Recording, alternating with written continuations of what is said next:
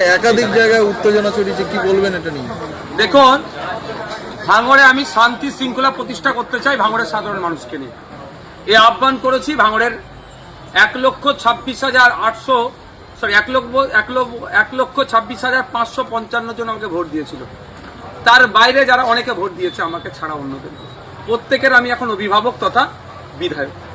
ভাঙড়ে শান্তি প্রতিষ্ঠা করার দায়িত্ব হচ্ছে আমাদের প্রত্যেকের।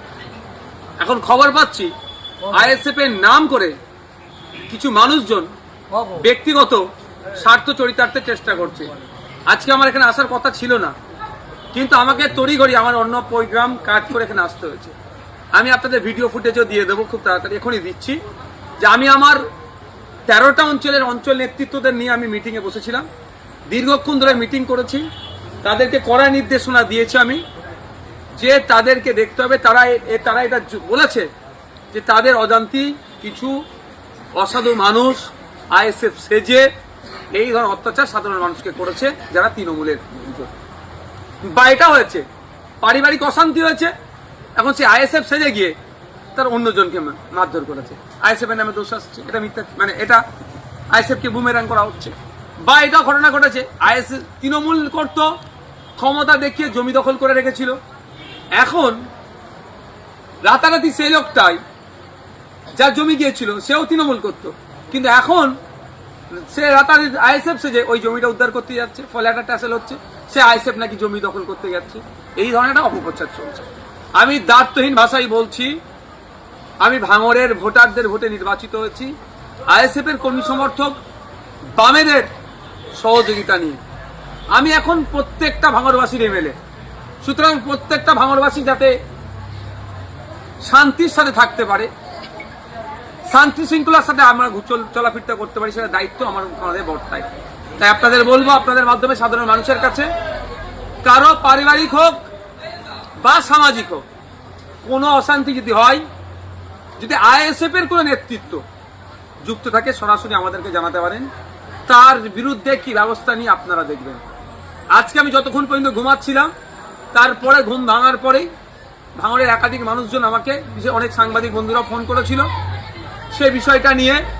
সাথে সাথে আমি আমার অ্যাডমিনকে দিয়ে ভাঙড়ের একাধিক জায়গার মানুষজনকে আমার ফোন অ্যাটেন্ড থেকে শুরু করে আমার নাম্বার আমি শেয়ার করে দিয়েছি, যে কোনো ইনসিডেন্ট যদি ঘটে আমাকে ফোন করুন, আমি তৎক্ষণিক সেটাকে করবো। অনেকে ফোন করেছে, তবে এটাও আপনাদের বলছি, ফোন করে হাউ করছে, বাড়ি ভাঙচুর করে দিয়েছে।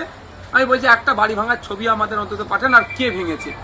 পরে দেখছি বাড়ির ছবি দেয়নি, একটা কলা গাছে দেখে ভেঙে আছে তার ছবি দিচ্ছে। এই ধরনেরও না অপপ্রচার হয়ে যায়, গুজব না হয়, অনুরোধ এটাও আমি করব। ভাঙড়কে শান্তিতে রাখা, ভাঙড়ের সম্মান রক্ষার দায়িত্ব প্রত্যেকেরই, তাই প্রত্যেককে আমাদের এগিয়ে আসতে হবে।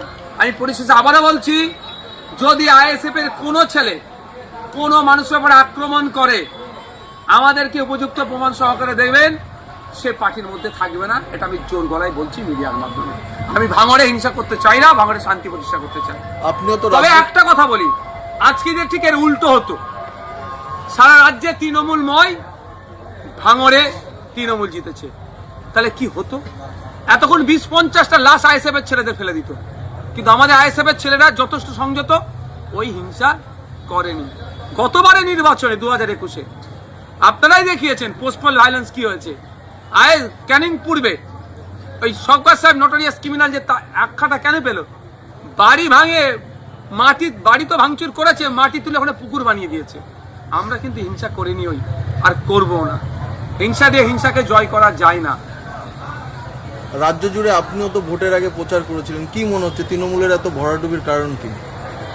জাগলগাছি হাই মাদ্রাসা নির্বাচনে যখন নমিনেশন ফর্ম জমা করার ডেট ছিল, থানার সামনে যেভাবে তৃণমূলের লোকজন আক্রমণ করেছিল, সেই সময় একটা কথা বলেছিলাম, যে একটা সামান্য মাদ্রাসার অভিভাবক নির্বাচনে যদি এরা এই গুন্ডাগার্দি দেখায়, তাহলে সাধারণ মানুষের প্রতি এদের কোনো কনফিডেন্স নাই। এর যদি সুযোগ পায় সাধারণ মানুষ ভোট দেওয়া, তাহলে কিন্তু এদের আর খুঁজে পাওয়া যাবে না। সাধারণ মানুষ সুযোগ পেয়েছে, এদেরকে ধুলোর মতো উড়িয়ে দিয়েছে গণতান্ত্রিক প্রক্রিয়া।